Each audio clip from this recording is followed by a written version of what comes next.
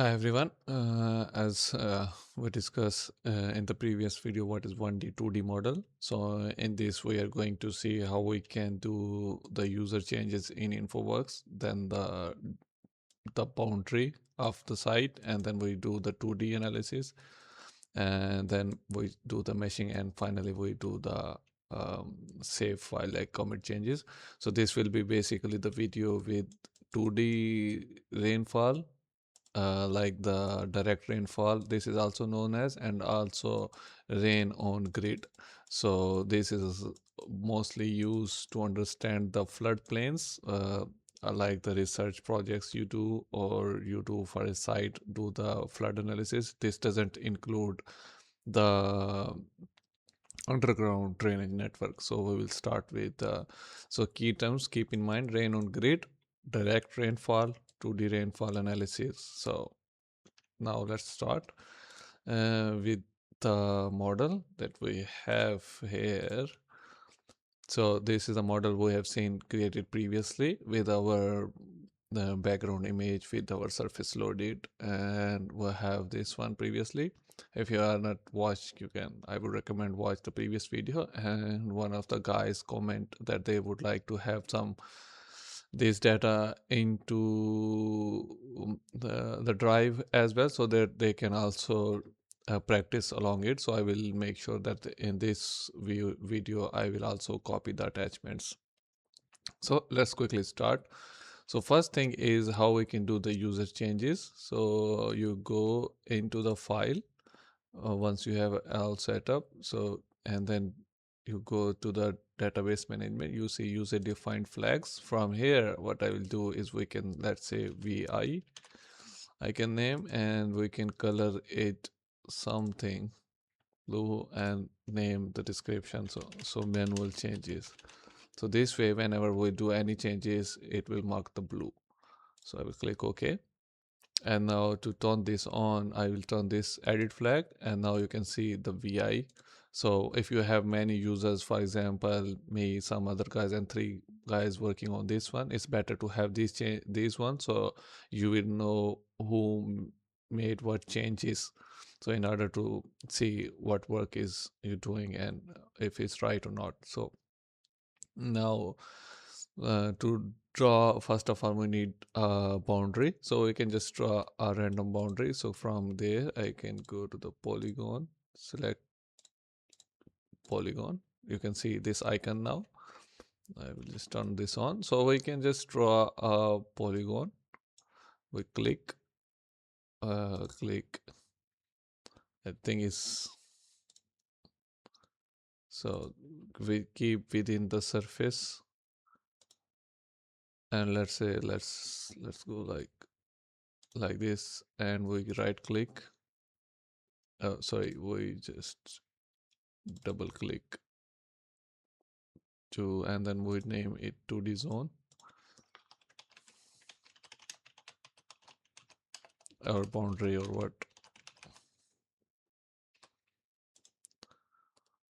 Now that we have our 2D zone created, you can see into the right that this has automatically open, and it has named 2D zone and the zone name that we have put. So and the model we have InfoWorks network.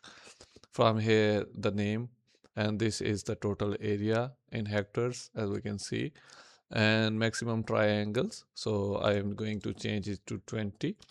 So basically the smaller the size of the triangles, it means the more accurate the model is. Similarly the tin surfaces, if you have the idea. So and then this is the maximum triangle size, and we can go for the minimum in 2.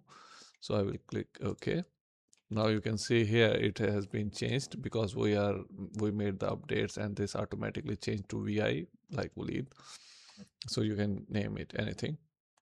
Mesh generation is clip meshing, and the boundary type, so boundary type is set to the vertical wall. We will change it to the normal conditions.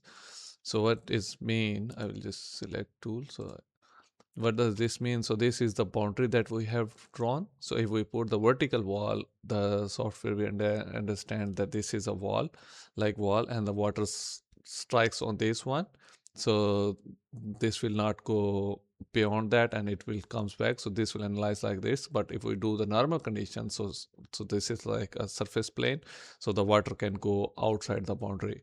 Hope this will make sense. And so now that we change to normal conditions, terrain sensitive meshing, I will check this one as well. So terrain sensitive is, my example, if we have the surface loaded that we have already, and these are the embankments. So on the embankments, I would say the triangulation will be very close, and so that we have proper. And if on the floodplain area, like more flat area, then the triangulation will be further apart. This way the simulation will be like hybrid approach.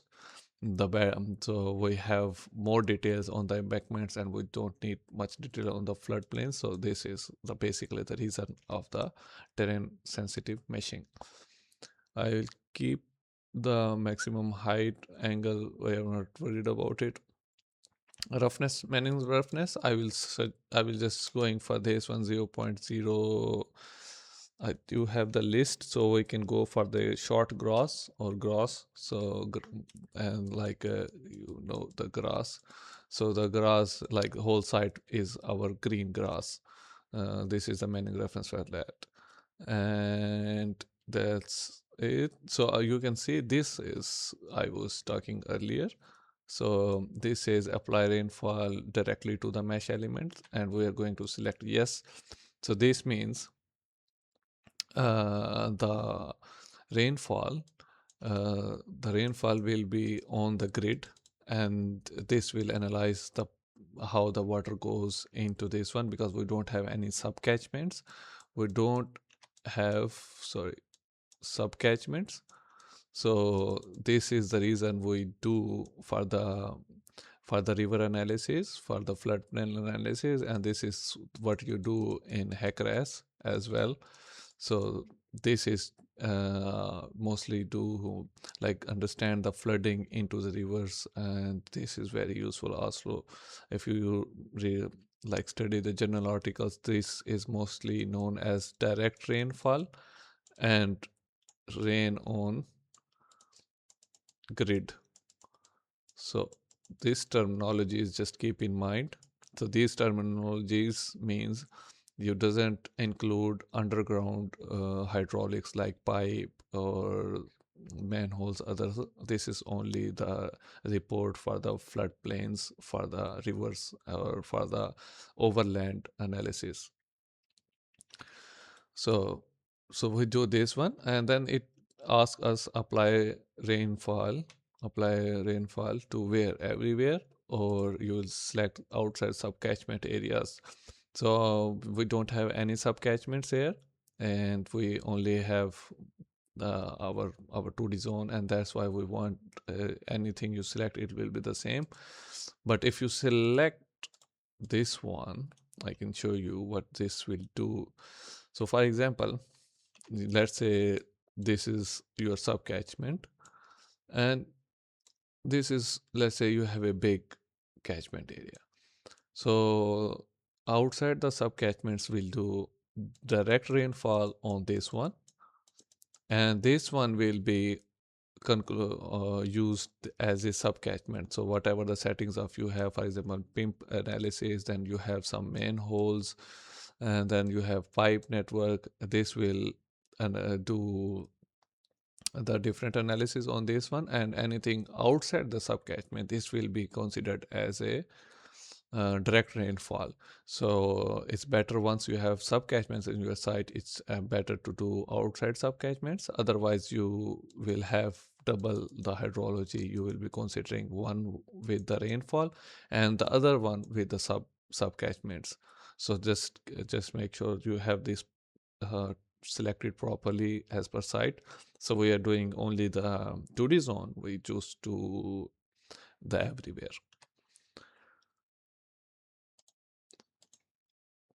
Now we have the rainfall profile. That's we not worried about one mesh data.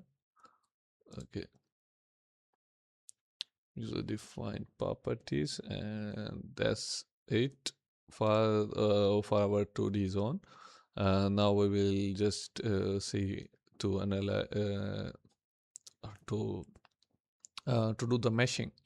So to do the mesh, we will just go into the model, and then we go to the meshing and can mesh 2D zones, and then we can see this asks us the ground model. We just go into the database and drag and drop our DTM. So I will just click OK. This computer, yes, now if you will see this one, job control, and it will tell us the status that is going to do. So it depends on the system, what system are you using, uh, and it will take time system to system, like PC, if you're what kind of GPU are you using. So if you can just double click on this one or single click, and I just happen to have the habit of doing double click, don't worry. So I will just go and then select the 2D zone, and we will just load mesh. Now you can see the mesh has been created. If you are unable to see, you can just go into your properties and themes, go to the element, make sure that this one is checked, and this is the visibility and everything. So now you can see the mesh has been generated, and what I can do is we will just do, let's say if we can ground model, now that we can see clearly the mesh, and this is the green. You can see these are the mesh we have, and the embankments, we have a more tighter meshes. If we have the surface in the background, you will be able to see, but this is the mesh has been we have created, and you will see these small triangles. These are basically we set the sizes of our meshes, and if you will have the bigger size, it depends, and if the smaller, it depends. It's just it works fine for us for this model. Let's see the main channel we have here, so that we can clearly see the embankments where we have a better one. So we already have 20-meter size. I think that was quite small. So yeah, this is how we can create a mesh. In the next video, I will show how we can load the rainfall data, and then we will implement the rainfall data on this mesh to see how, and then we analyze the results. So this is it, and then now we will just make the changes. We will save our changes. So if you will see this one, it means we have made some of the changes, and I will right click, commit changes to the database, so that we have, so it's better to give some name like 2D zone and mesh generated. So we will click OK, and yes, now it's just okay. Now this one has been saved. Now you can see this error has been gone. So yeah, this is it. If you have any questions, please let me know in the comments. See you in the next video. Bye.